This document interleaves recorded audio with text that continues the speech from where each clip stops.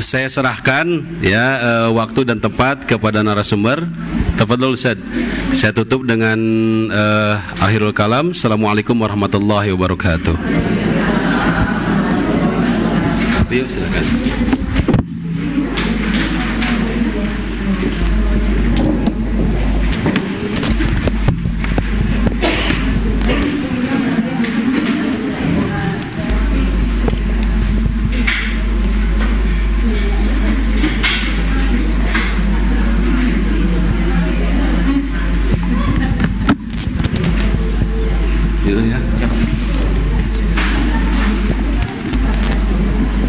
Bismillahirrahmanirrahim. Alhamdulillahi rabbil alamin. Wabihi nasta'in ala umuri dunya waddin. Wa ala alihi wa sahbihi wa man ihtada bihadihi ila yaumil qiyamah. Assalamualaikum warahmatullahi wabarakatuh.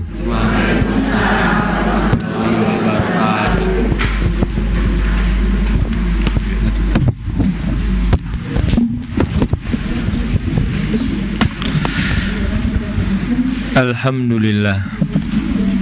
Ini mudah-mudahan bukan yang terakhir.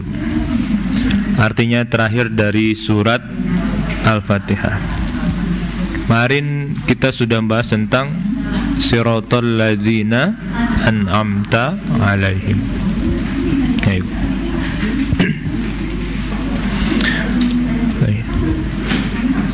Sebelum kita melanjutkan, ada suatu hal yang mungkin sering kita lupakan. Imam Ibnul Qayyim itu beliau pernah menyampaikan, barang siapa yang melihat ketika mendapatkan nikmat kepada yang memberi nikmatnya, maka ista'zama amruhu, maka dia akan mendapatkan suatu keagungan yang ada di sisi Allah Subhanahu wa taala. Artinya dia akan menggagungkan sang pemberi nikmat itu. Nah, itu. Dia akan mendapatkan keagungan di dalam dirinya tentang siapa yang memberi nikmat itu. Nah, itu. Lalu beliau juga sampaikan istahla asyiddah. Orang yang ketika mendapatkan nikmat berupa kebaikan, dia melihatnya bukan kepada nikmatnya. Nah, kalau kita sering melihatnya kepada apa, Ibu? Kita dapat nikmat, melihatnya kepada nikmat tersebut. Kita bukan nggak pernah, jarang. Nah, itu. Jarang kita melihat kepada sang pemberi. Sehingga apa? Ketika kita dapat nikmat itu tidak sesuai dengan harapan kita, yang terjadi bisa jadi kecewa dan lain-lain macam-macam gitu. Karena kita tidak melihat kepada Al-Mun'im yang memberi nikmat itu. Tapi kalau kita melihat bahwasanya nikmat ini datang dari zat yang pertama, dia adalah Ar-Rahman, Ar-Rahim, lalu dia Maliki Yaumiddin. Itu kita akan merasakan dalam hati kita, ini bukan nikmat sembarangan. Karena tidak semua orang mendapatkan nikmat yang saya dapatkan. Itu yang disebut ista'wama amru. Dia akan ada rasa mengagungkan di dalam hati dan jiwanya tentang Al-Mun'im itu. Nah, begitu juga ketika nikmatnya itu, rezekinya itu bukan berupa kebaikan, tetapi berupa syiddah, berupa ujian dan sebagainya. Nah, maka beliau sampaikan istahla amrohu. Ujian itu yang menurut kita pahit, itu menjadi manis seperti madu. Nah, bisa nggak kira-kira kita seperti itu, Bu? Pak? Nah, beliau sudah memberitahukan clue-nya kepada kita. Clue-nya itu adalah jangan pernah melihat kepada apa yang Allah berikan kepada kita, tetapi lihat kepada siapa yang memberikan itu. Nah, itu. Maka ketika kita melihat ujian itu dari Allah Subhanahu wa taala, yang perlu kita ketahui bersama pertama adalah la yukallifullahu nafsan illa, itu kita hafal tuh, Bu. Tapi ketika ujian tiba itu kita hilang tuh. Itu yang pertama kali. Yang kedua, ketika ujian itu datang kepada kita, maka kita akan lupa ayat pertama Bismillahirrahmanirrahim. Kita lupa tuh. Padahal itu paling pertama kali Allah perkenalkan kepada hamba-hambanya. Itu. Maka orang-orang yang melihat nikmat itu dari segi karunia yang baik ataupun bentuknya adalah musibah, tapi lihatnya bukan kepada nikmat itu, tetapi melihatnya kepada yang pemberi nikmat, maka yang terjadi apa? Istahla amru. Yang tadinya itu adalah sebuah sesuatu yang sangat menyakitkan, sangat menyedihkan dan sebagainya, itu menjadi manis bagi orang-orang yang melihat musibah itu yang memberi adalah Zat yang Ar-Rahman Ar-Rahim. Nah, maka kalau sudah seperti ini, itu tidak ada yang berat dalam hidup ini. Itu. Ya. Yang seringkali membuat hidup ini berat itu apa? Kita hanya melihat nikmat itu sebuah nikmat, tapi kita jarang melihat siapa yang memberikan nikmat itu. Oke, Bu. Ibu-ibu, bapak-bapak, ya. Kalau punya anak nggak nurut, rewel, kesel nggak? Kesel kan? Itu. Tapi kita nggak pernah melihat Allah itu tidak memberikan anak kepada orang lain, tapi Allah memberikan anak itu kepada kita. Gitu. Nah, maka kalau cara pandang kita adalah Allah itu memberikan anak rezeki kepada kita, belum tentu Allah memberikan rezeki anak kepada orang lain. Maka ketika kita mendapatkan anak kita itu kesel, susah diatur dan sebagainya, itu sebenarnya gambaran dari diri kita, hubungan kita kepada Allah Subhanahu wa taala. Kurang lebihnya seperti itu. Itu. Maka kalau kita mendapatkan anak kita yang kadang-kadang susah diatur dan sebagainya, ya mungkin perlu sedikit kadang-kadang marah, ya mas, itu. Tapi kita perlu kadang-kadang untuk menertawakan diri kita sendiri, Bu. Itu.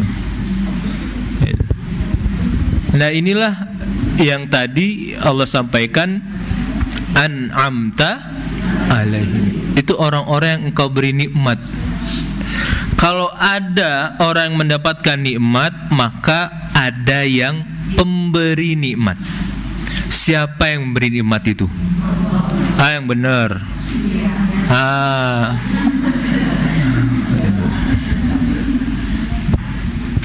Ya. Kemarin kita sudah bahas, Bu. Ada beberapa macam nikmat. Ini gimana nih nanti ujiannya nih?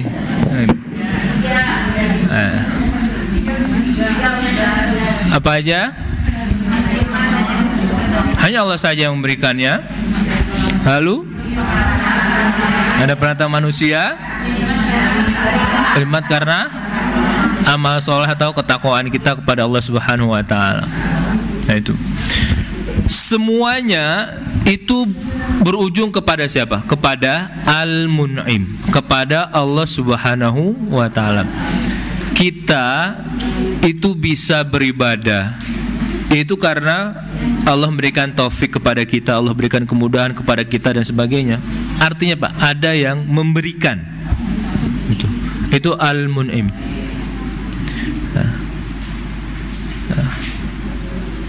Dan segala sesuatu itu kalau menurut kita itu nggak ada yang gratis, Bu. Ya kan? Sesuatu itu ada yang gratis nggak di dunia ini, Bu? Nggak ada. Tapi kalau Zat Ar-Rahman Ar-Rahim, semuanya itu gratis. Nah itu. Kalau orang memberikan sesuatu dengan percuma-cuma, tanpa ada bayaran, tanpa ada rasa ingin dipuji dan sebagainya, berarti orang itu sudah tidak butuh orang lain. Ya kan? Setuju nggak? Ya, misalnya nih, ibu-ibu apalah bentuknya itu, tapi tidak butuh pujian manusia. Itu pertama, kalau misalnya sedekah materi, artinya apa? Artinya bisa jadi orang itu sudah dalam tanda kutip bukan tidak butuh materi, artinya kebutuhan dirinya, keluarga udah terpenuhi, ya kan? Itu. Nah, baru dia biasanya melakukan sedekah dan sebagainya. Artinya dia sudah tidak membutuhkan hal itu untuk dirinya dan keluarganya. Nah, itu. Lalu dia tidak membutuhkan pandangan manusia terhadap dirinya. Nah, kalau orang yang tipenya seperti ini, maka dia termasuk orang yang sudah tidak butuh dengan pandangan manusia dan lain sebagainya. Nah, begitu juga dengan Allah Subhanahu wa taala. Ketika Allah Subhanahu wa taala memberikan kepada kita semuanya ini secara free, itu artinya apa?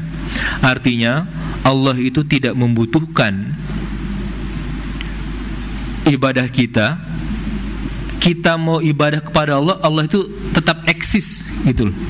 Tetap ada gitu. Ya. Kita mau sedekah dengan sebanyak mungkin, berkurang tidak bendaharanya Allah Subhanahu wa taala? Tidak ada yang berkurang gitu. Nah. Dan orang-orang yang mempunyai sifat seperti ini, itu orang-orang yang sangat dicintai oleh Allah Subhanahu wa taala. Nah, itu. Itulah kenapa semuanya itu diberikan oleh Allah Subhanahu wa taala gratis. Kalau kita enggak, ibu kesini naik angkot, udah Bu nggak apa gratis, nggak mungkin. Gitu. Karena sopirnya masih membutuhkan untuk beli bensin. Itu. Ya. Tapi kalau dia sudah tidak membutuhkan, gitu. Ada Bu, seorang kiai di Jawa Timur sana. Dia kerjanya itu jadi supir angkot dari pagi sampai jam 12 saja. Selebihnya dia udah gitu. Hanya sampai jam 12 siang gitu. Ketika ditanya, "Kenapa hanya sampai jam 12 siang?" Gitu. Ya karena kebutuhan saya hanya sampai jam 12 siang saja. Selebihnya saya udah nggak butuh lagi. Nah, ini tingkatan yang berbeda lagi nanti. Itu. Maka mari kita bersama-sama untuk mencoba pindah cara pandangnya. Ketika mendapatkan nikmat itu, coba lihatnya tidak kepada nikmatnya, tapi melihat kepada Sang Pemberi nikmat. Ketika kita diuji oleh Allah Subhanahu wa taala dengan segala macam bentuk ujiannya itu, maka coba lihat bukan kepada ujiannya, tetapi siapa yang memberikan ujian. Kalau yang memberikan ujian itu adalah Allah Subhanahu wa taala, maka kita harus yakin inna ma'al usri. Nah, itu tahu semua itu. Iya kan? Itu. Ya. Alam semesta ini juga sudah menggambarkan bahwasanya dunia ini tidak ada yang stagnan, dunia ini statis gitu. Begitu juga dengan kehidupan kita kan. Maka kalau ada hujan badai lalu petir dan sebagainya dengan yang sangat dahsyat seperti itu muncul, itu kira-kira setelah itu apa yang terjadi? Setelah badai, hujan dan sebagainya, apa yang terjadi, Bu? Hah? Cerah, pelangi dan sebagainya. Itu alam menggambarkan kepada kita ujian itu tidak lama. Gitu. Tsunami berhari-hari atau 4 jam atau 5 jam?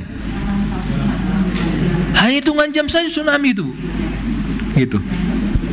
Nah. Mungkin iya tsunami hanya hitungan jam, tapi dampaknya itu lama gitu. Pertanyaan, dampaknya itu berapa tahun? Bertahun-tahun. Kalau dihitung dengan kehidupan kita, lebih lama mana? Artinya maka segala sesuatu itu kalau kita melihatnya dari sisi pandang yang memberikan itu, maka benar kata Ibnul Qayyim itu, istahla amru. Yang tadinya menurut kita dia sebuah kepahitan dan sebagainya, itu menjadi apa? Manis. Itulah kenapa Allah berikan cara kepada kita. Ada yang sering kita sebut namanya ada syukur, ada sabar, ada tawakal. 3 hal inilah komponen utamanya, Bu. Ya, ada syukur, ada sabar, ada tawakal. Itu. Maka kalau mendapatkan rezeki dari Allah Subhanahu wa taala, apapun bentuknya, kalau dia kebaikan maka depankan syukurnya. Kalau dia adalah sebuah ujian bagi kita, maka yang harus kita kedepankan adalah, kalau kita ingin merencanakan sesuatu dan sudah dilakukan dengan baik, maka yang dikedepankan adalah tawakalnya. Itu. Nah, siapa yang akan bergerak setelah itu? Itu yang disebut dengan Al-Mun'im itu, yang memberikan nikmat Allah Subhanahu wa taala. Maka nanti dalam dalam kehidupan ini kita akan dapatkan tuh berbagai macam bentuk manusia dalam menghadapi penerimaan nikmat dari Allah Subhanahu wa taala. Yang pertama apa kira-kira? Model manusia yang pertama apa? Ini yang beriman. Itu, Bu. Ibu beriman apa enggak? Bapak beriman apa enggak, Pak? Beriman atau Islam?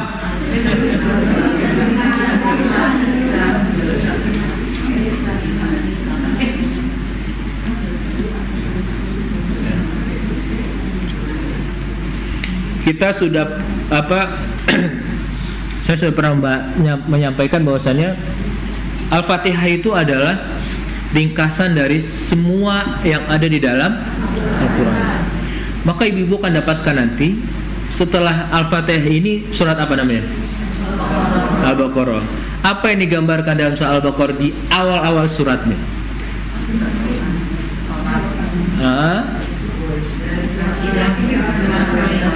Oke. Tentang ciri-ciri orang yang beriman. Itu. Nah, ini kalau dalam metodologi tafsir itu disebut dengan tafsir Quran bil Quran. Jadi Al-Quran itu akan menafsirkan Al-Quran dengan sendirinya. Itu. Maka kita akan dapatkan orang-orang yang diberikan nikmat Allah Subhanahu wa taala, pertama adalah al-mu'minun, yaitu orang-orang yang beriman kepada Allah Subhanahu wa taala. Ciri-cirinya apa? Ciri-cirinya dalam surah Al-Baqarah itu di awal tuh.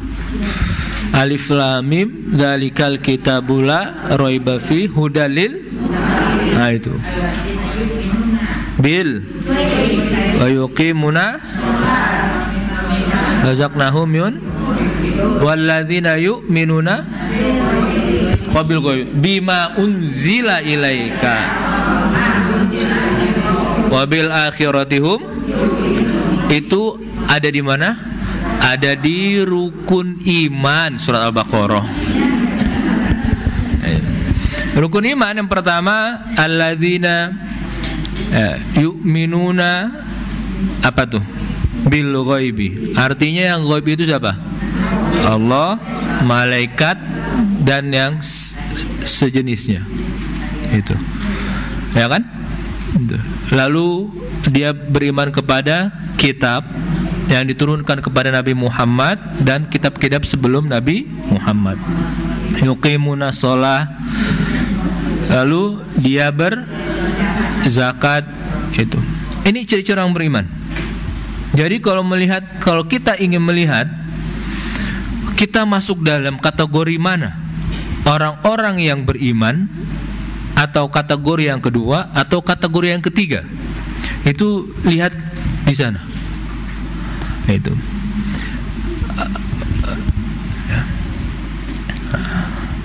Lalu yang kedua itu sebut dengan munafik. Ya, munafik bukan? Kafir. Oh. Maka ayatnya apa? Innal ladzina kafaru sawa'un 'alaihim a anzartahum am lam tunzirhum la yu'minun. Itu orang-orang yang kafir. Itu. Yang ketiga orang munafik. Apa itu, Bu? Wa minan nasi may yaqulu amanna billahi wa bil yaumil wa ma hum. Cirinya orang munafik adalah yukhadi'una Allah wal ladzina amanu. Mereka melakukan tipu daya. Allah saja ditipu. Ya. Apalagi manusia. Itu. Bagaimana cara orang munafik menipu Allah Subhanahu wa taala? Itu tadi. Yaqulu amanna, mereka mengaku beriman tetapi wa ma hum bimu'minin, tapi mereka tidak beriman.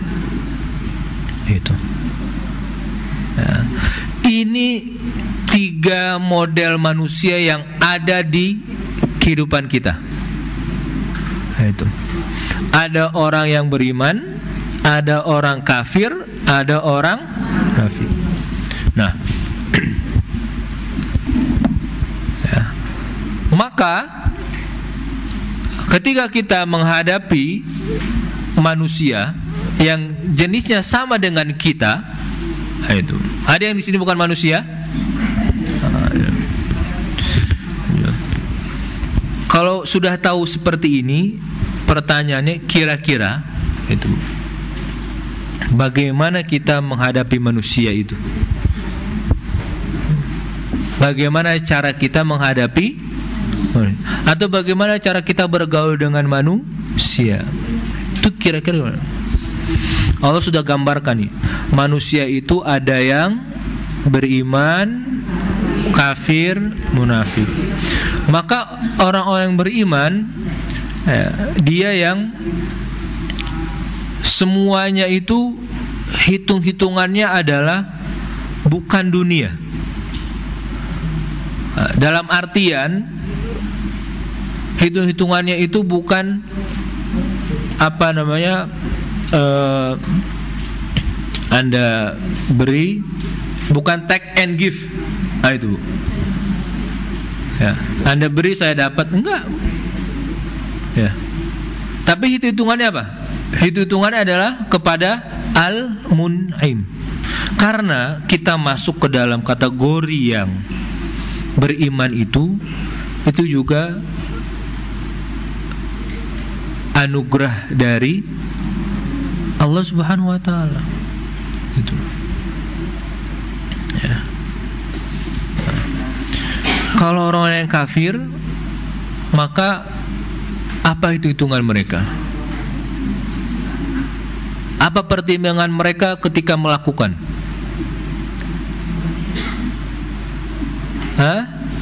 Pertimbangan mereka apa? Kesenangan. Bahasanya apa kalau dalam bahasa agama kita? Hawa nafsu, kesenangan diri. Itu. Ya. Maka orang kafir itu bukan tidak tahu siapa Allah Subhanahu wa taala. Tetapi mereka mengikuti apa? Itu ara'aital ladzi takhadha ilahahu hawahu. Itu. Itu. Ya. Nah, ini orang-orang kafir. Ya. Dan kalau orang-orang yang munafik, perhitungannya apa?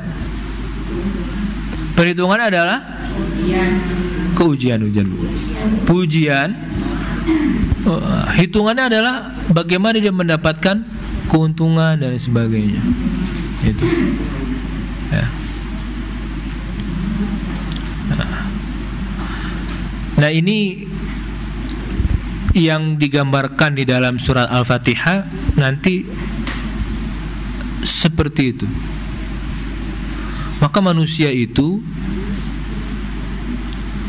bisa jadi dia termasuk ke dalam golongan orang-orang yang beriman, bisa jadi dia masuk ke dalam golongan orang-orang yang kafir, atau bisa jadi dia masuk ke dalam golongan orang-orang yang munafik. Kalau di antara 1, 2, 3, mana yang akan kita pilih? Nah, itu.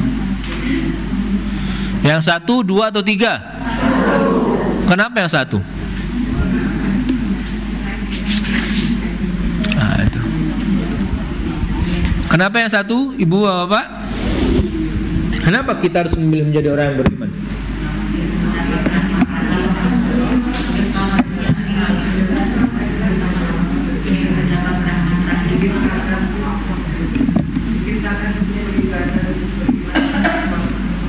Kalau orang-orang kafir, Bu, berarti Allah kan ciptakan orang, bukan manusia kan?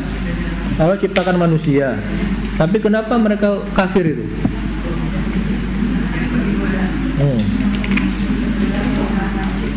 Kenapa kita memilih menjadi orang yang beriman? Itu berapa, Bu?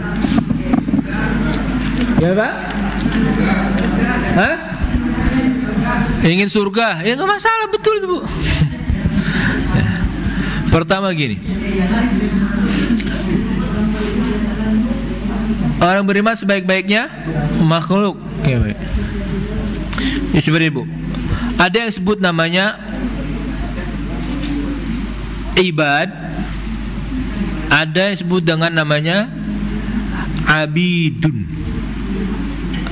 Ada ibad, ada ibad, atau ada ibadah, ada orang disebutnya mana, disebut dengan ubudiyah gitu.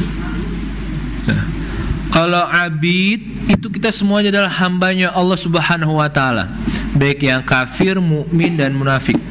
Tapi kalau disebut dengan ibadah itu hanya orang-orang yang meyakini Allah itu adalah Tuhan yang Maha Esa. Dan mereka semua itu ada yang disebut dengan aktivitas ikhtiar di sana. Kalau kita abid, kita semuanya berada di bawah kekuasaan Allah Subhanahu wa taala. Tapi kalau kita sebut sebagai ibadur rahman, ibad, hamba-hambanya, itu berarti kita memilih jalan kebaikan. Maka orang-orang yang kafir itu, merekalah yang memilih jalan kekufurannya. Maka sebenarnya manusia itu diberikan oleh Allah Subhanahu wa taala yang namanya kebebasan untuk memilih, gitu. Ya. Meskipun kita semua adalah hambanya, tetapi Allah tetap memberikan kebebasan kepada kita untuk berikhtiar. Kamu mau yang mana? Mau menjadi manusia yang seperti apa? Ini kan ditampilkan semuanya oleh Allah Subhanahu wa taala, enggak ditutup-tutupin. Dan semuanya sudah diberikan jalannya masing-masing. Jalan maksudnya petunjuknya masing-masing, keterangannya masing-masing, dan tidak ada yang disembunyikan. Kalau kamu ingin memilih jalan yang lurus, maka contohnya ada, yaitu siratal ladzina an'amta. Itu Itu contohnya. Maka yang kedua, kalau kamu ingin masuk ke dalam kategori yang 2 atau 3, maka ada juga contohnya. Itu. Kurang baik apa Allah Subhanahu wa taala kepada kita? Contoh yang pertama itu udah ada, contoh yang kedua juga, contoh nomor 2, 3 juga udah ada. Mana? Lanjutannya apa? Ghairil maghdubi itu. Jadi kalau ingin masuk ke dalam jalan yang lurus, itu harus ikut contoh orang-orang yang Allah berikan nikmat kepada mereka. Kalau ingin memilih jalan yang lain, maka contoh orang-orang yang Allah durhakai dan orang-orang yang sesat. Itu. Aktivitas memilih itu kan butuh yang namanya kebebasan. Sebagaimana kemarin ibu-ibu, bapak-bapak melakukan apa? Pemilihan presiden, ya kan? Ya, meskipun ada yang ditekan dan sebagainya, tetapi kan ada kebebasan di sana. Itu. Ketika ingin mencolok itu kan nggak ada orang yang kiri kanan kan? Hanya siapa? Hanya kita saja. Itu kebebasan di sananya. Itu. Ya. Dan Allah juga seperti itu memberikan kepada kita. Kita berikan kebebasan. Kamu ingin memilih jalan yang lurus, maka ada contohnya. Alladzina an'amta alaihim. Ini contohnya. Maka kamu ikuti jalan-jalan mereka. Kamu akan berada dalam siratal mustaqim. Kalau ingin yang sebaliknya, maka ada juga contohnya. Al-maghdub dan ad-dallin, yaitu orang-orang yang dimurkai dan orang-orang yang sesat. Maka yang selanjutnya nanti ada jenis model manusia. Yang pertama dia adalah orang yang taat kepada Allah Subhanahu wa taala. Yang kedua ada yang disebut orang-orang yang dia fasik. Fasik itu dia orang-orang yang tidak selalu berada dalam ketaatan kepada Allah Subhanahu wa taala. Artinya orang-orang yang selalu melakukan maksiat dan sebagainya. Ya. Ada lagi yang ketiga, yaitu orang-orang yang sesat. Ini yang ketiga, Bu. Ya. Jadi manusia itu ada yang secara i'tiqad, secara keyakinan, ya, itu ada yang mukmin atau muslim, ada yang kafir dan ada yang munafik. Kalau mukmin atau muslim dia sudah jelas. Kafir juga udah jelas. Jelasnya gimana? Dia menolak untuk beriman kepada Allah. Mukmin dia sudah jelas karena dia beriman kepada Allah. Ada orang yang enggak jelas, itu tengah-tengah. Dia beriman juga enggak, kafir juga enggak. Nah, itu disebut dengan munafik. Itu munafik. Ya. Nah, yang ketiga, ini dari segi amal. Dari segi amal manusia itu ada yang selalu berada dalam ketaatan, ada yang selalu kadang-kadang dia taat, kadang-kadang dia maksiat dan lain sebagainya. Itu disebut dengan fasik. Ada yang dia memilih jalan kesesatan dalam beribadahnya, itu ada. Nah, itu. Maka disebut dengan orang-orang yang sesat, itu atau kafir, gitu.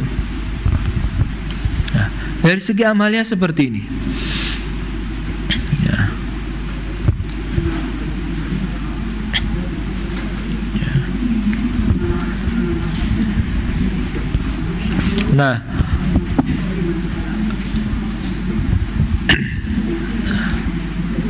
kalau kita melihat, ya, dari segi amal manusia, ada yang taat, ada yang fasik, ada yang sesat. Nah, itu. Ya. Maka kita akan melihat lagi kepada bagaimana Al-Quran itu menggambarkan orang-orang yang tiga ini. Itu. Ya. Ada orang-orang yang Al-Quran gambarkan itu wadzakirinallaha katsira wadzakirat. Itu. Ada orang-orang yang banyak dia selalu berzikir kepada Allah Subhanahu. Lalu ada khasyi'in, ada khasyi'at, ada qanitin, ada qanitat. Ini orang-orang yang Al-Quran gambarkan masuk ke dalam kategori yang selalu berada dalam ketaatan kepada Allah Subhanahu wa ta'ala. Nah, ada juga orang-orang yang selalu berhubungan dalam maksiat dan sebagainya. Tapi Allah ingatkan kepada orang-orang yang seperti ini. Maka Allah berikan pesan kepada Nabi kita Muhammad SAW, wa qul li ibadiyalladzina asrafu ala anfusihim. Wahai Muhammad, katakan kepada hamba-hambaku yang mereka asrafu ala anfusihim, mereka itu berlebihan terhadap diri mereka sendiri. Artinya apa? Mereka selalu berbuat maksiat dan lain sebagainya. Allah pesan kepada Nabi Muhammad untuk sampaikan kepada kita, pesannya hanya satu, la taqnatu mir rahmatillah. Pesankan kepada mereka, orang-orang yang seperti itu, jangan mereka berputus asa dari rahmatku. Itu ya.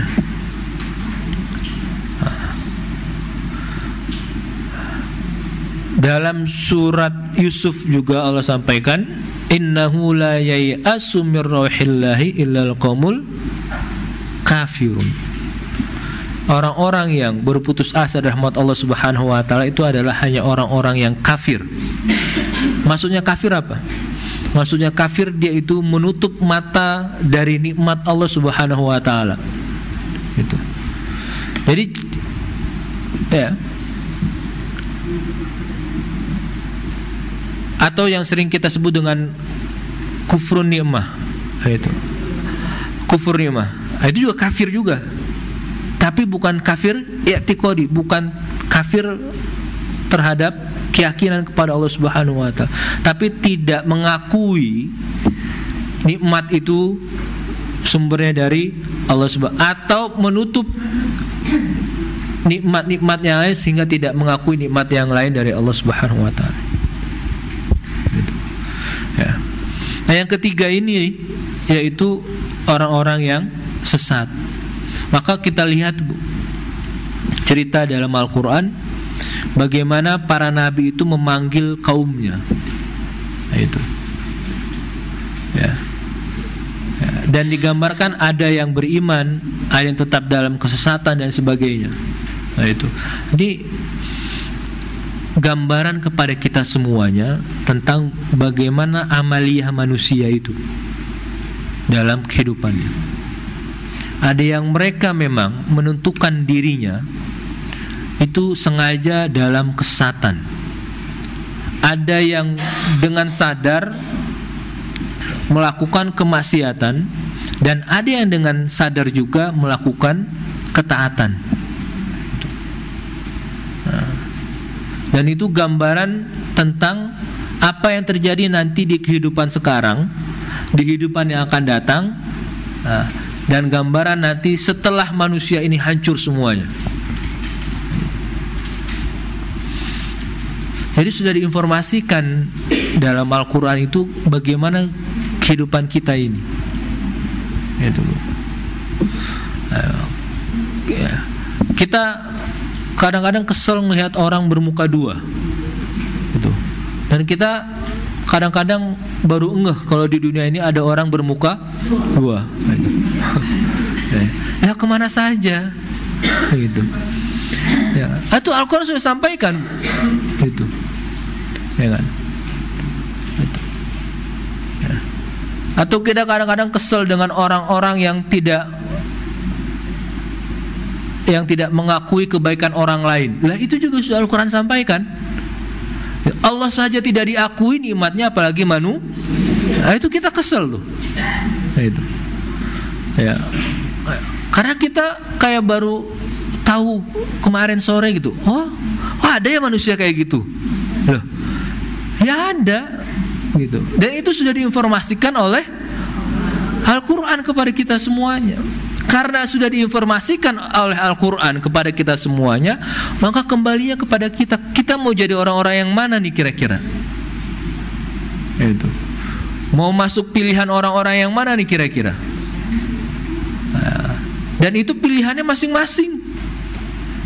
Itu. Tidak pernah dipaksa oleh Allah Subhanahu wa taala. Hamba-hambanya itu tidak pernah paksa Allah. Gitu. Bahkan sampai Nabi Muhammad SAW itu menginginkan semua umatnya itu beriman kepada Allah Subhanahu wa taala, justru malah ditegur oleh Allah Subhanahu wa taala, laisa 'alaika hudahum. Wahai Muhammad, kamu tuh enggak punya hak untuk memberikan mereka petunjuk untuk memeluk agama ini. Nah, itu kurang baik apa Allah yang punya sifat Ar-Rahman Rahim. Artinya kalau kita ingin menerjemahkan ini di dalam kehidupan kita, maka kita juga harus melihat di dalam lingkaran yang terdekat dengan kita, Pak. Gitu. Itu ya. Nah, kalau dulu kita suka memaksa dan sebagainya gitu, itu berarti kita jauh dari sifat Rahman dan itu. Kalau kita dulu suka mau menang sendiri dan lain sebagainya, nah, maka dalam ayat ini, dalam surat ini itu ada nama-nama Allah Subhanahu wa taala yang Allah sampaikan.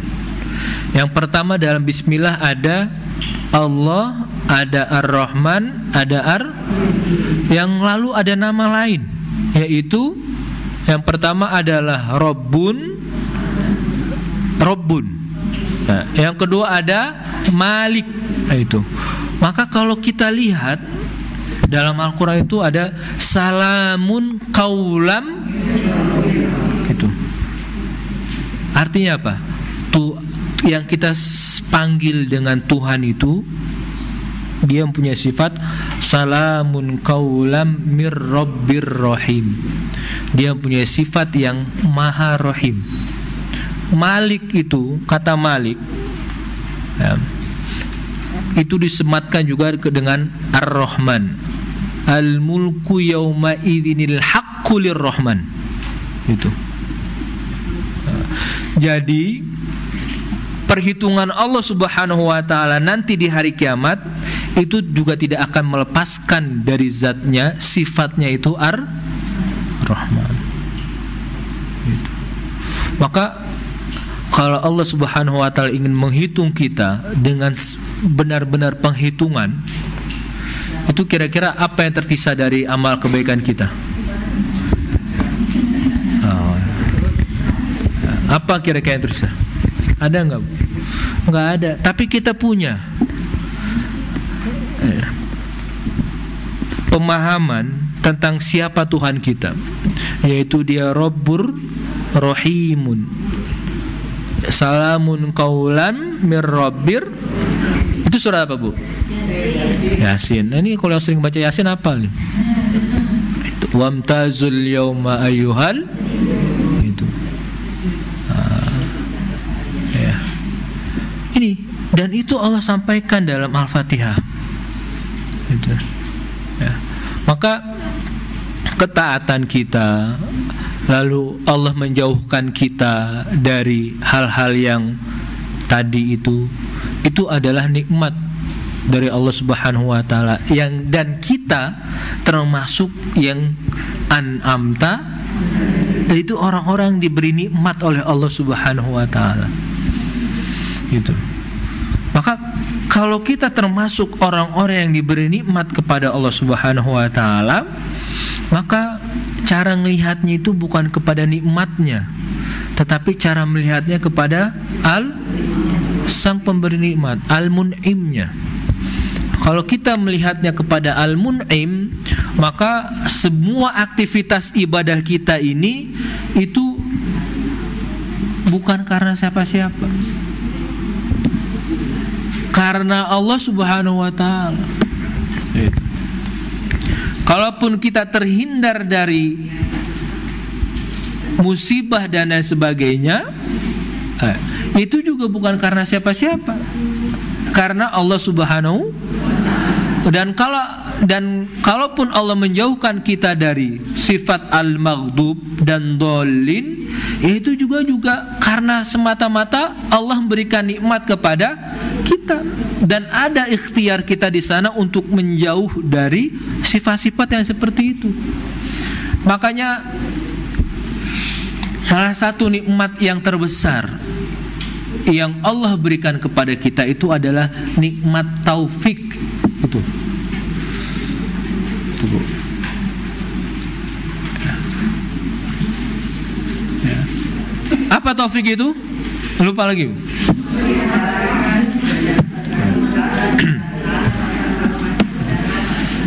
Ya.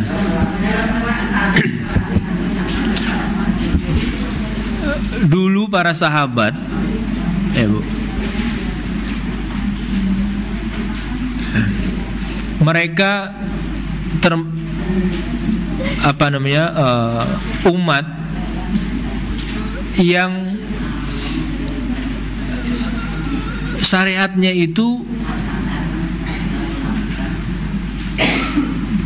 masih belum sempurna seperti kita sekarang ini. Dalam artian mereka mengalami fase wahyu itu turun dan lain sebagainya. Gitu. Tapi mereka mendapatkan yang disebut dengan namanya taufik itu. Kita sekarang ini sudah lengkap semuanya, tapi yang kurang dari kita apa? Qillatut taufik itu. Yang kurang dari kita itu adalah taufik itu.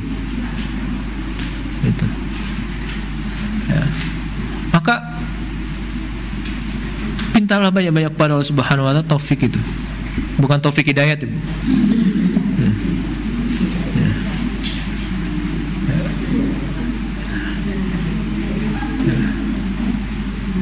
Dan inilah memang yang diperlukan oleh kita pada saat ini. Nah. Masalah lagi. Selanjutnya apa? Oke, baik. Nah, bagaimana caranya kita mendapatkan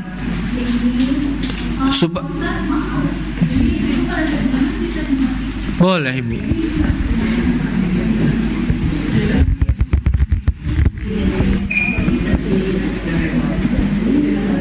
Yang itu matiin aja Pak.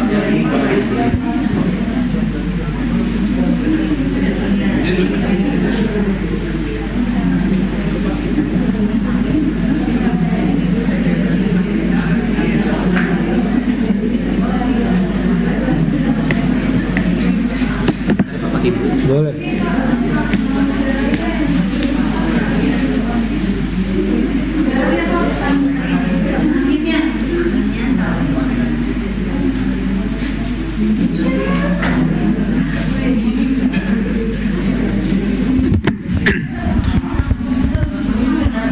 Baik, ibu-ibu, kita lanjutkan. Bagaimana supaya kita bisa termasuk orang-orang yang disyaratkan Allah Subhanahu wa taala, yaitu an'amta alaihim. Maka manusia yang sempurna itu dia manusia yang menggunakan dua fasilitas yang diberikan Allah Subhanahu wa taala. Yang pertama,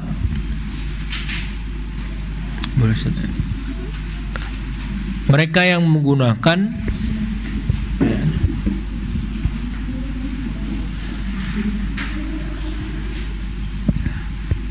akal dan pikirannya untuk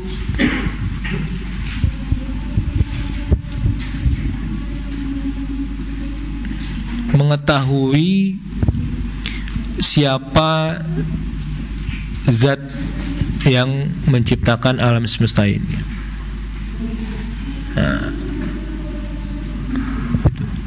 Jadi ada kekuatan yang disebut dengan kekuatan akal dan ilmu, atau pikiran dan ilmu. Pikiran itu akal kita gunakan untuk berpikir. Nah, ilmu itu kita jadikan sebagai apa namanya?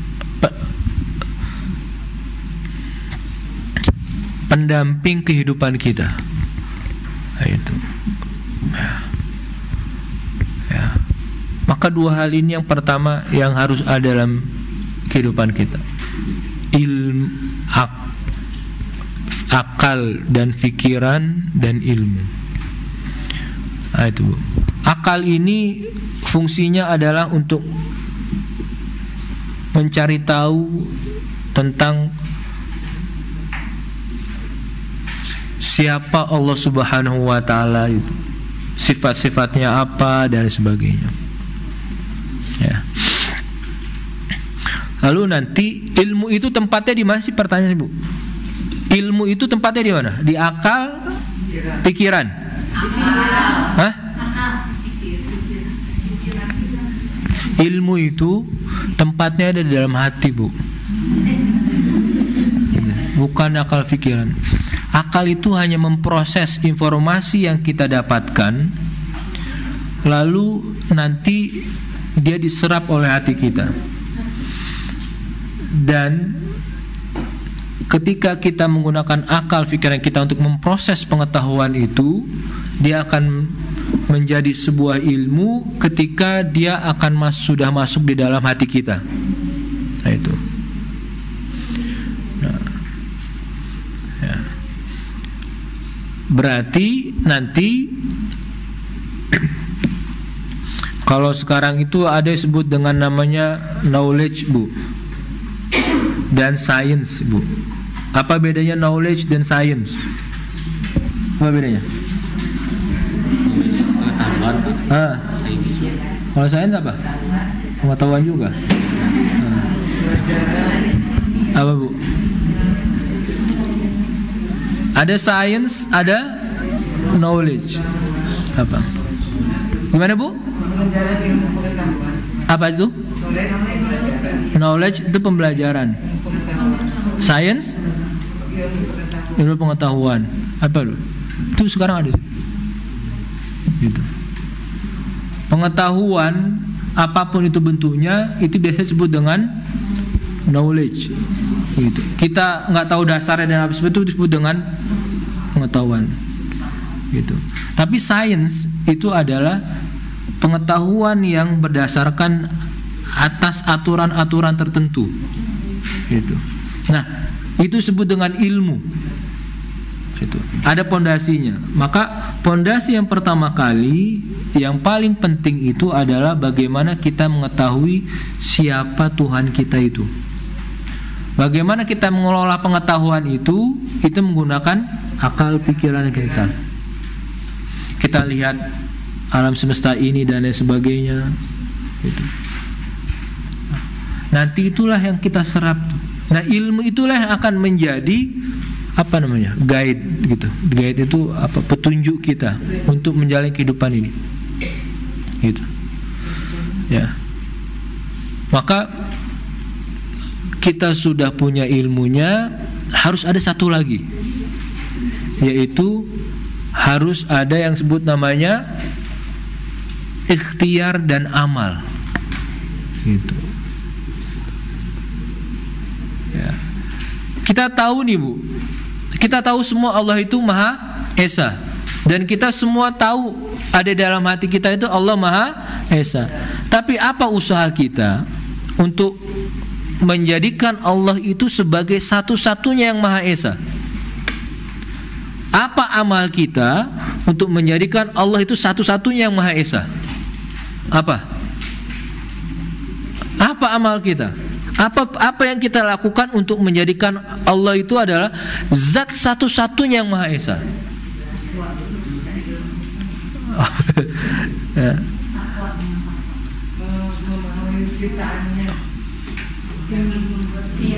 Allah, mudah-mudahan ibu-ibu sehat semuanya.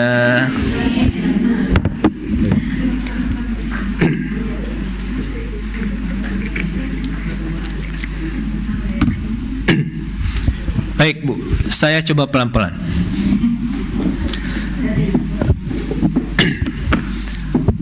akal itu mengolah informasi. Allah itu memberikan informasi kepada kita. Dia mempunyai sifat walillahil asmaul husna, ar-Rahman, ar-Rahim, al-Malik dan lain sebagainya.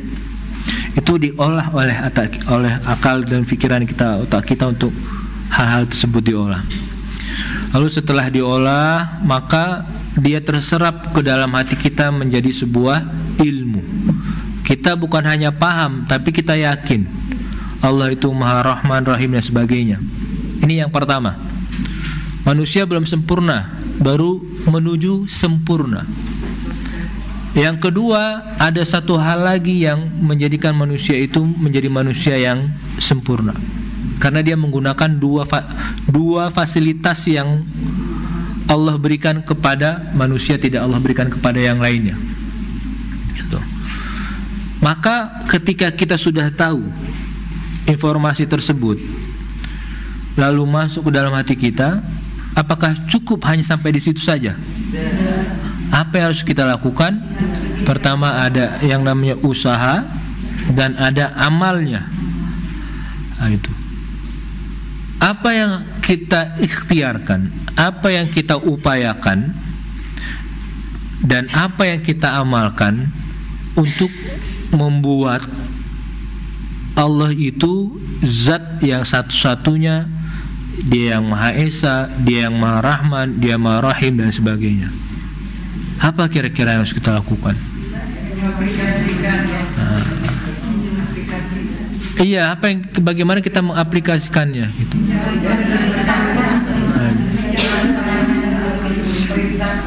Ya itu kan secara garis besar semuanya dalam termaktub atau masuk dalam kategori yang disebut dengan ibadah itu. Nah itu. Cuma nanti ibadah itu kan banyak lagi turun-turunannya itu. Itu ya. Maka apa yang kita lakukan? Contohnya seperti Bu, kalau amal ibadah itu dominannya kira-kira apa? Tantangannya amal ibadah itu pertama bisa jadi dia ria. Ria itu apa? Ingin ya, ingin. Atau bisa jadi dia sum'ah. Sum'ah itu apa? Ingin didengar. Itu. Ini kendalanya, tantangan kita dalam beramal. Itu dua hal ini, Bu.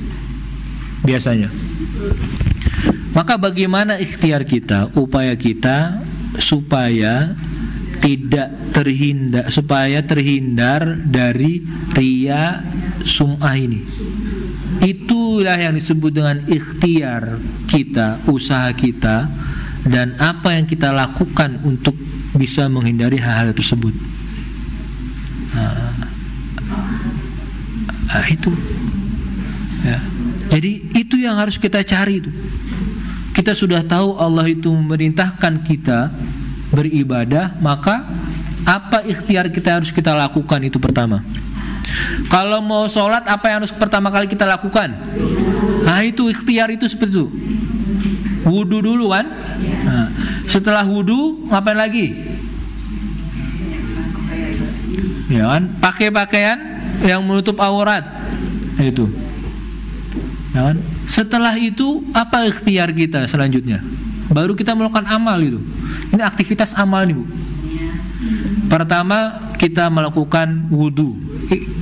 Ya, itu upaya kita untuk sholat pertama kali itu. Niat, wudu, lalu pakai pakaian dan sebagainya. Masuk ke amaliyah sholatnya, apa yang harus kita upayakan? Yang harus kita upayakan apa, Ibu?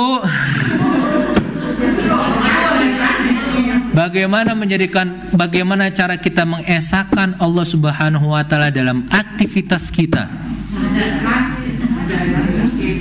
Bagaimana kita menjaga keikhlasan kita kepada Allah Subhanahu wa taala? Itu amal yang harus kita lakukan. Itu upayanya apa yang harus kita lakukan?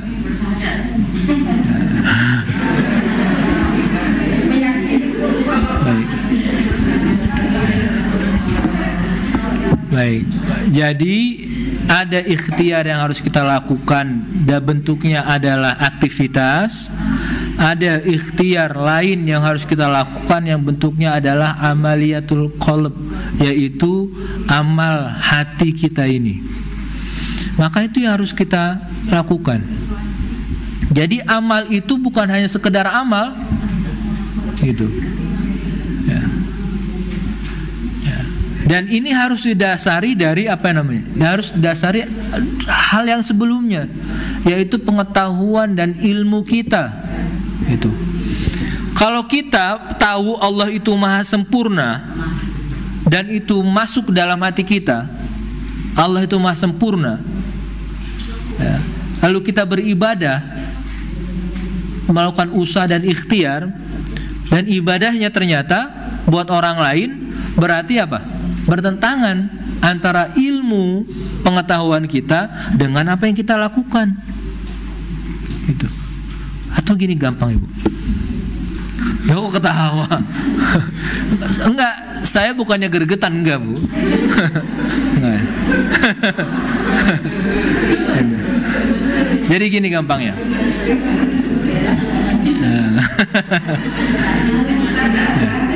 Mudah-mudahan, sebentar, Bu. Mudah-mudahan Allah memberikan kemudahan kita untuk semuanya. Allah bukan pintu-pintu pemahaman untuk kita semuanya. Jadi gini, apa namanya? Siapa namanya? Rio, Pak. Rio. Baik. Kita asumsikan Rio ini adalah laki-laki yang paling ganteng di tempat ini. Kita asumsikan. Coba. Sebelahnya saya, di bawah Rio. Ini kita asumsikan seperti ini. Maka kalau kita sudah tahu Rio yang paling ganteng, kira-kira ibu-ibu, bapak-bapak semuanya itu mencari perhatiannya untuk Rio atau saya? Yang benar. Hah? Hah? Yang paling ganteng kan? Nah itu. Oke, baik. Allah itu maha sempurna. Kalau Allah maha sempurna, manusia itu jauh dari kesempurnaan, maka siapa yang harus kita cari perhatiannya? Yang maha sempurna. Realitanya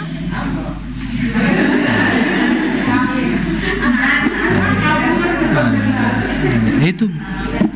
Nah, makanya ya, perlu itu namanya dua hal ini, Bu. Dua hal pondasi utama itu. Yang pertama adalah akal, pikiran dan ilmu kita. Yang kedua itu kita harus terjemahkan dalam ikhtiar dan usaha kita. Itu. Dan inilah kalau kita melakukan ini, maka itu yang disebut sebagai manusia yang sempurna. Artinya dia manusia yang menggunakan semua anugerah yang Allah berikan kepadanya dengan baik. Itu. Nah, dan itu digambarkan dalam surat Al-Fatihah. Dan disebutkan oleh Ibnu Abbas bahwasannya rahasia surah Al-Fatihah ada di mana, Bu? Iyyaka na'budu wa iyyaka nasta'in. Oke. Itu ya. Nah, maka ini yang harus kita pahami bersama ketika kita bersama-sama mempelajari tentang surah Al-Fatihah itu. Jadi bagaimana kita berusaha untuk mengagungkan Allah Subhanahu wa taala dalam segala bentuk aktivitas kita, gitu. Dan bagaimana kita mensingkirkan selain Allah Subhanahu wa taala dari semua amal yang kita lakukan. Itu. Karena sayang sekali. Nah, kalau nanti ternyata bukan untuk Allah Subhanahu wa taala. Ya. Nah, ini ada salah satu saya lupa nama kitab ini. Dia ada salah sebutkan itu. Barang siapa yang ingin meninggalnya, termasuk orang-orang yang az-zakirin. Zakirin itu apa? Orang yang selalu berzikir, orang-orang yang selalu mengingat Allah Subhanahu wa taala. Artinya orang-orang yang meninggal dalam keadaan husnul, maka perlu dia melakukan hal-hal yang demikian ini. Yang pertama, kalau ingin melakukan sesuatu, maka mulailah dengan bismillah. Itu juga digambarkan dalam surat Al-Fatihah. Bismillahirrahmanirrahim. Itu. Yang kedua, setelah melakukan aktivitas apapun itu bentuknya, maka ucapkanlah alhamdulillah. Itu. Ya. Jadi dimulai dengan bismillah, diakhiri dengan ini ada lagunya kan, Bu? Dimulai lagunya, Bu? Itu dimulai dengan bismillah, diakhiri dengan itu. Selanjutnya coba. Nah, kalau kita berada di dalam suatu kondisi yang itu menurut kita dia tidak kita inginkan dan sebagainya, maka ucapkanlah hauqalah. Jadi ada basmalah, ada hamdalah, ada hauqalah. Hauqalah itu apa? La haula wala quwata illa itu. Nah, ini.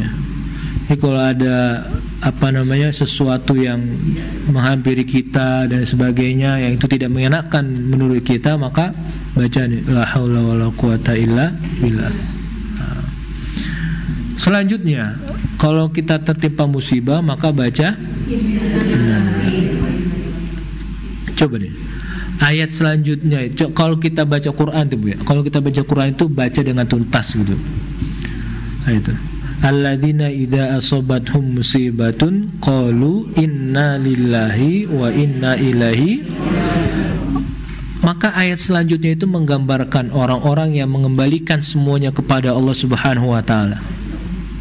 Kan inna lillahi itu artinya apa? Kami ini adalah darimu ya Allah, dan semua akan kembali kepadamu karena Engkau yang punya. Itu. Maka ayat selanjutnya itu menggambarkan ulaika alaihim salawatum mir rabbihim wa rahmah. Itu. Mereka itu orang-orang yang ketika mendapatkan musibah kembali kepada Allah Subhanahu wa taala, maka mereka mendapatkan salawat. Salawat itu ya, kalau menurut bahasa dia adalah doa. Itu.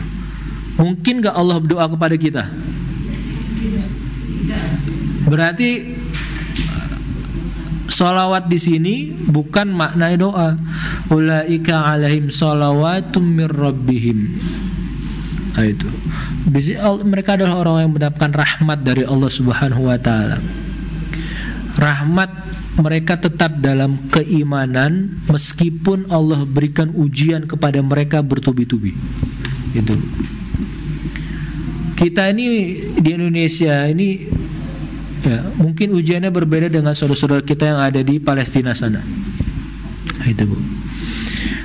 Dengan segala bentuk macam ujian yang Allah berikan kepada mereka, mereka tetap dalam keimanan kepada Allah Subhanahu wa taala. Itulah yang disebut ulaika alaihim salawatum mir rabbihim wa rahmah. Itu. Ya. Maka Allah masih memberikan petunjuk kepada kita dalam situasi ujian, itu anugerah yang sangat luar biasa. Karena tidak sedikit orang-orang yang itu menyeleweng, menyimpang dari jalannya Allah Subhanahu wa taala ketika diuji oleh Allah Subhanahu wa taala.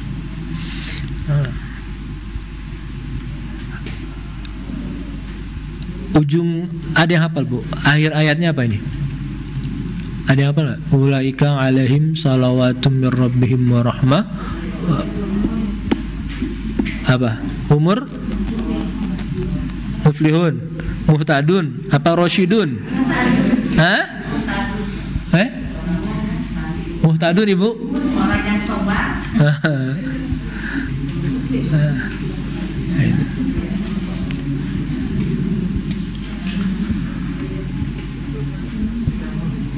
Alladzina idza asabathum musibatun qalu inna lillahi wa inna ilaihi rajiun. Ulaika alaihim salawatun mir rabbihim wa rahmah wa ulaika humul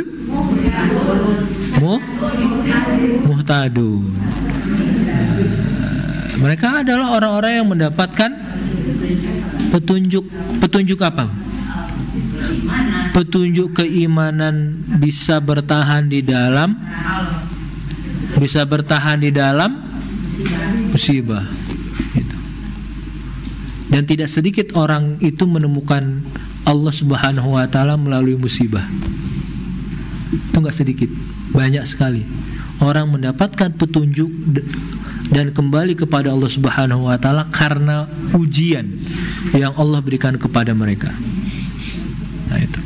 Nah, yang terakhir, maka ketika berdosa mengucap astagfirullah.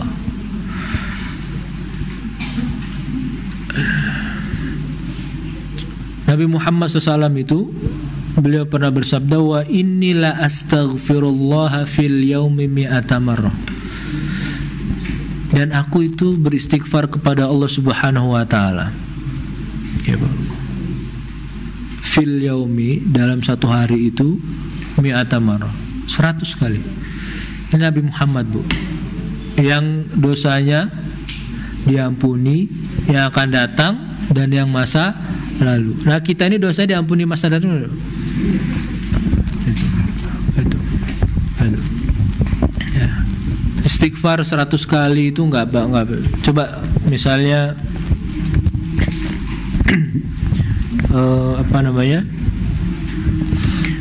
setiap sholat saya Bu, setiap sholat 10 kali istighfar itu berapa lama sih? Enggak sampai 5 menit kan? Nah, pertanyaannya siapa yang melakukan ini? Itu. Nah, orang-orang yang melakukan ini berarti orang-orang yang Allah sebutkan orang-orang yang dia mendapatkan taufik dan petunjuknya itu. Kita termasuk apa enggak kira-kira?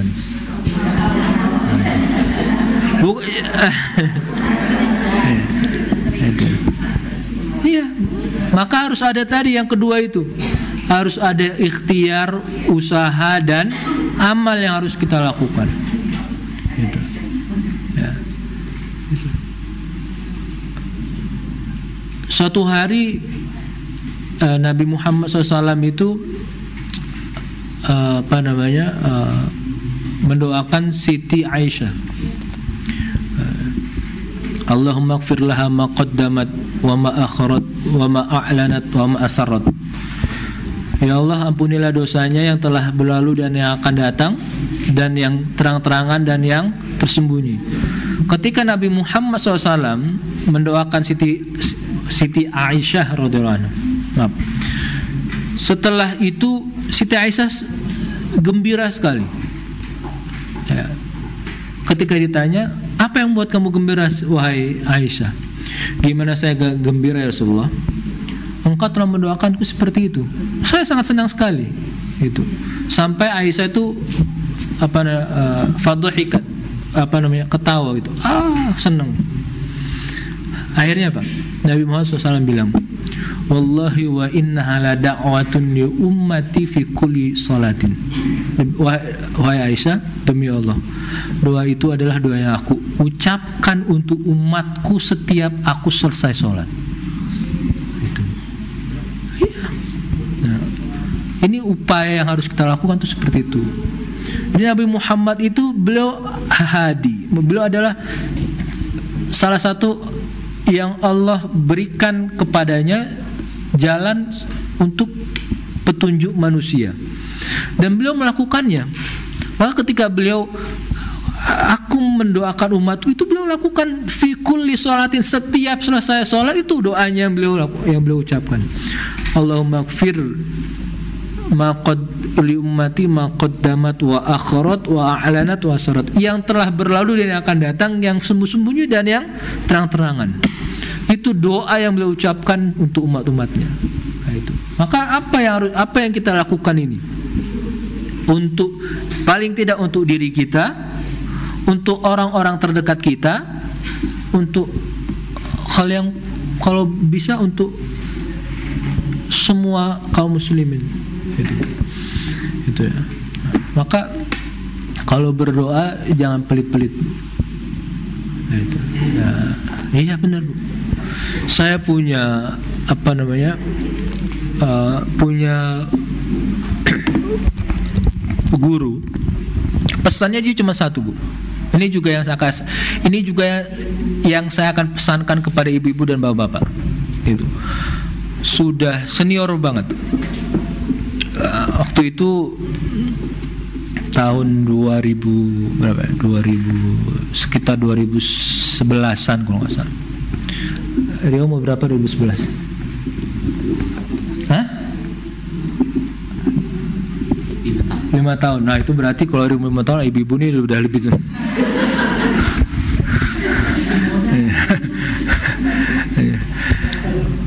2011 itu ketika beliau seperti melakukan hal seperti ini, beliau masuk mengajarkan waktu itu namanya tafsir tahlili. Tafsir tahlili itu adalah tafsir yang seperti saat ini yang kita lakukan. Itu artinya mengupas semua yang ada di dalam ayat-ayat Al-Quran itu. Mengupas ayat-ayat Al-Quran itu disebut dengan tafsir tahlili. Itu. Nah, ketika beliau masuk itu, sebelum beliau mulai, beliau berpesan. Pesannya itu sangat sederhana sekali. Beliau bilang seperti ini. Biasanya kalau orang Arab itu ketika menekankan sesuatu yang sangat urgen, yang sangat penting, biasanya menggunakan sumpah. Itu maka dalam agama itu ada namanya sumpah, ya kan? Nah, beliau bilang, wallahi, demi Allah, saya tidak mengharapkan dari kalian semua apapun itu bentuknya, tapi yang saya harapkan dari kalian semua adalah jangan lupa mendoakan saya di dalam sholat kalian. Nah itu yang beliau pesankan itu. Nah itu nanti yang saya pesankan kepada ibu, jangan lupa saya nanti di dalam doa bapak ibu itu. Nah itu. Ya. Karena kita nggak tahu doa mana yang diijabah oleh Allah Subhanahu Wa Taala. Itu. Nah.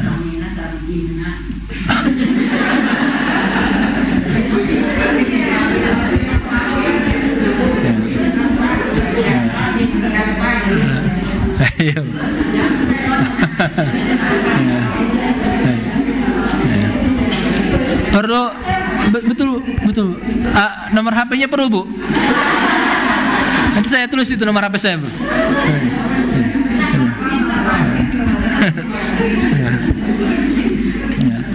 Dan itu yang beliau pesankan, Ibu. Saya nggak butuh kalian semua, kalian mau jadi, saya nggak butuh. Beliau hanya bilang la tansauni fi du'aikum, dan itu yang sering banyak diungkapkan oleh guru-guru kami. Jangan pernah lupa untuk mendoakan kami. Itu maka alhamdulillah itu doa-doa untuk orang-orang yang telah mengajarkan kita itu memang itu, dan orang-orang yang pernah berbuat baik kepada kita itu juga perlu kita doakan itu. Nah, itu.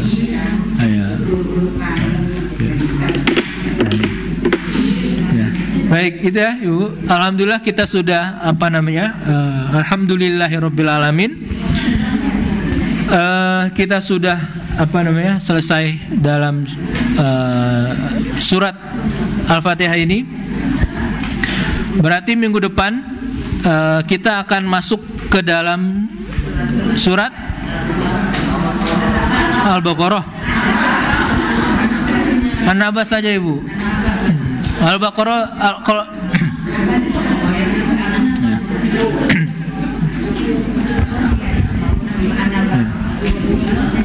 baik, insya Allah di minggu yang akan datang kita akan masuk ke dalam surat An-Naba. Ya, sebelum masuk ke surat An-Naba, ujian Ibu. Ini bukan ujian ya. Sebenarnya bukan ujian. Sebenarnya itu juga bukan tes gitu. Tapi ini upaya kita mengukur diri kita. Nah, itu. Kira-kira saya sudah sampai mana pemahaman dan sebagainya. Dan maaf ibu-ibu sebentar,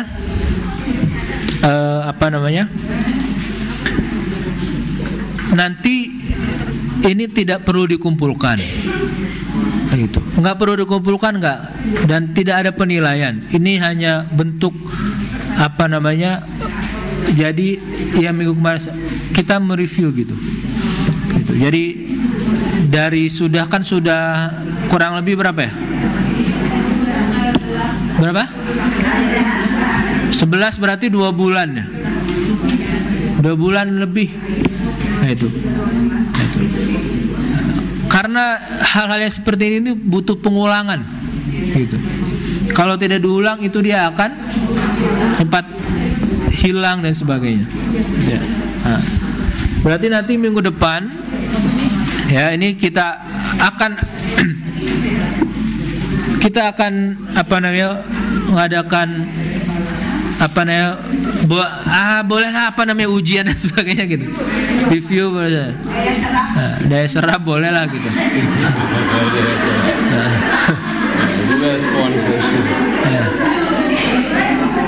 Dan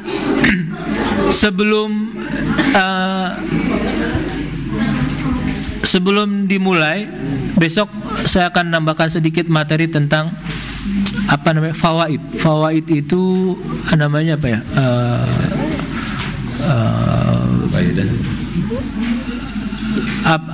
Atau gini lah, keunikan.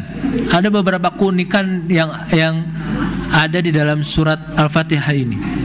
Gitu. Dan itu sesuai dengan apa yang biasa kita lakukan. Gitu. Nah, itu ada beberapa, nanti saya mulai dengan itu dulu, baru nanti setelahnya ya kurang lebih mungkin sampai 10:30 nanti habis, atau jam 11 kurang seperempat.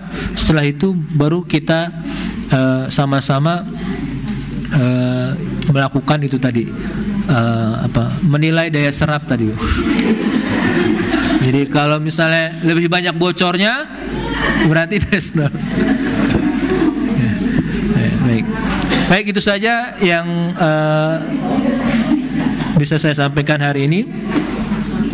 Mudah-mudahan kita semua diberikan oleh Allah Subhanahu wa taala pemahaman yang baik terhadap agama ini. Allah membukakan pintu kita pemahaman, dan Allah membukakan pintu kita untuk melakukan ikhtiar dan amal soleh, dan Allah memberikan kepada kita taufik semuanya. Sebelum saya tutup, maaf ibu sebentar ibu, saya ingin kita bersama-sama berdoa ya. Khususnya ini saya kan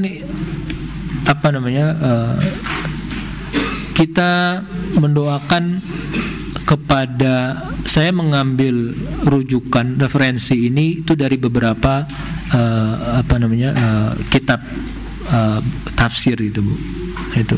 Mari kita mendoakan pada mereka, karena dari mereka kita bisa mengetahui rahasia surah Al-Fatihah itu. Ini bukan saya Bu, bukan saya mendapatkan informasi dari mereka-mereka itu. Saya hanya menyampaikan kepada ibu-ibu semuanya. gitu. Nah, yang pertama mari kita doakan kepada Imam At-Tabari. Beliau adalah kalau misalnya bisa dibilang rujukan utama dalam tafsir itu. Saya sebutkan nama tenarnya saja, Bu. Ada. Pertama kita doakan untuk Imam Tabari, yang kedua untuk Imam Fakhruddin Ar-Razi, lalu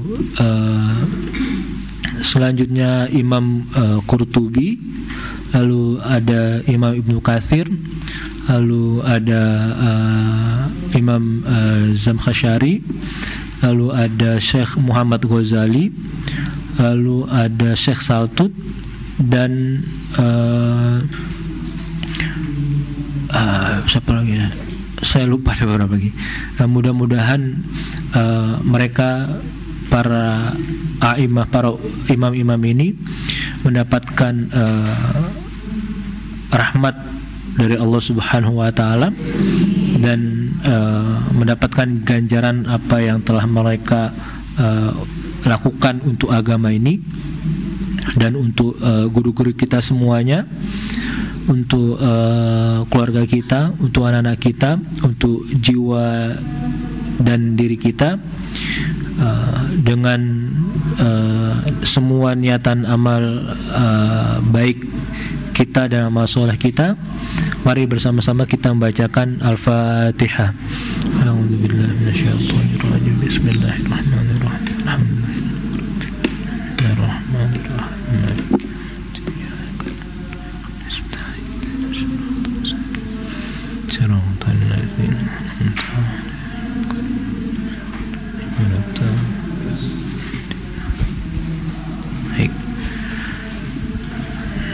Terima kasih Bapak dan Ibu-ibu semuanya.